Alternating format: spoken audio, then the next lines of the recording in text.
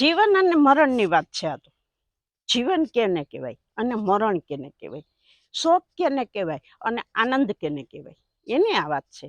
અને આ વાત તમે જોજો, જાણજો અને કેવી રીતે જીવાય એ પણ શીખી લેજો.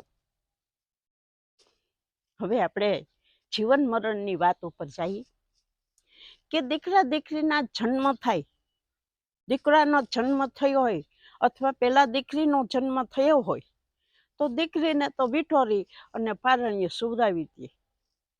અને 5 માણા ભેગા થયા હોય તો એને કહે કે અમારી ત્યાં તો હરપનો ભારો આવ્યો.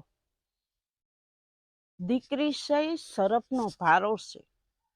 ના ના ઓ સાહેબ, દીકરી સરપનો ભારો નથી, દીકરી તો માવતરનો કલેજાનો ટુકડો છે.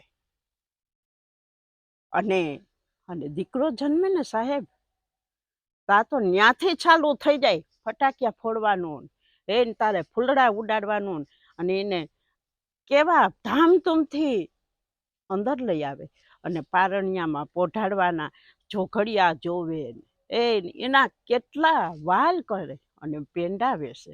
સાહેબ, આ કી પ્રકારનો ન્યાય છે? હું તો ન્યાય માગું કે દીકરી અને દીકરામાં માવતરને એટલી જ કષ્ટી પડી હોય, માને કેટલી કષ્ટી દીકરામાં એટલી પડી હોય અને દીકરીમાં એટલી પડી હોય, છતાં દીકરાનો જન્મ થાય તો એના માટે પેંડા વેચાય, એના માટે ફટાકિયા ફૂટે, એના માટે ફૂલ વેરાય. અને દીકરી જન્મે, દીકરી જન્મતા ભેર હાવ કડવી, છતાંય જોજો હો સાહેબ, દીકરી છે ને એ તો એક ઝાડવું છે, માવતરને ઝાડવું છે.